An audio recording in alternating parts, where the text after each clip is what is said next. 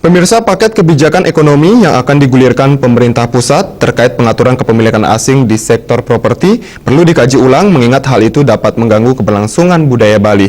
Demikian diungkapkan anggota Komisi 4 DPRD Provinsi Bali, Bagus Witra Wirawan di Denpasar. Rencana pemerintah untuk menerbitkan kebijakan ekonomi untuk mengatasi perlambatan ekonomi, salah satunya kebijakan dalam hal pengaturan kepemilikan asing di sektor properti khususnya di Bali, perlu dikaji ulang. Menurut anggota Komisi 4 DPRD Provinsi Bali, Bagus Witra Wirawan, kebijakan ini berpotensi mengganggu keberlangsungan budaya Bali, khususnya dalam hal penggunaan arsitektur Bali untuk pembangunan properti yang terancam hilang.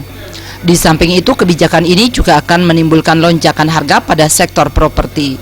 Hal ini akan berimbas pada semakin banyaknya masyarakat Bali yang menjual tanah atau properti yang hanya mampu dijangkau oleh pembeli asing. Lambat laun, penduduk asli Bali dikhawatirkan hanya menjadi penonton di daerahnya sendiri. Pemerintah pusat selaku pemangku kebijakan hendaknya membuat kebijakan yang tidak instan dan berdampak dalam jangka pendek. Namun dampak ke depan yang akan ditimbulkan khususnya terhadap eksistensi budaya Bali juga perlu dipikirkan. Yang dikaji, sebab di Bali nilai-nilai budaya yang kita harus pertahankan amat sangat banyak. Jangan lalu dengan masuknya itu nanti nilai-nilai budaya yang ada di Bali itu jadi melemah, dia jadi memudar. Ya kita ingin, karena Bali ini yang dijual kan budaya, yang dijual seni, yang dijual pariwisata. Jangan nanti lalu masuk itu ya ini mulai melemah dan memudar. Nah sehingga kunjungan pariwisata pun nanti melemah karena hampir sama dengan di negaranya kan begitu.